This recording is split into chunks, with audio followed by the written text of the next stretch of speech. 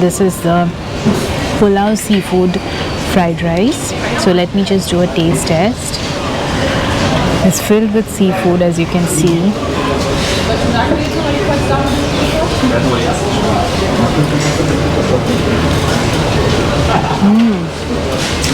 It's really good. It's the kampong fried rice. So it's fried rice and it has fried chicken and the other accompaniments like prawn chips, which was there in the other one as well. Let me just taste this. I'll start off with the rice. Oh, it's got anchovies as well.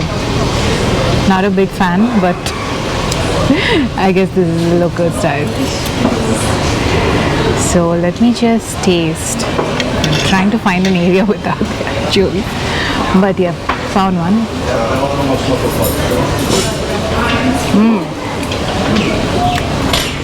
It's got a strong smell of the anchovies, but it's really nice. It's very spicy. So you just taste the chicken a little bit.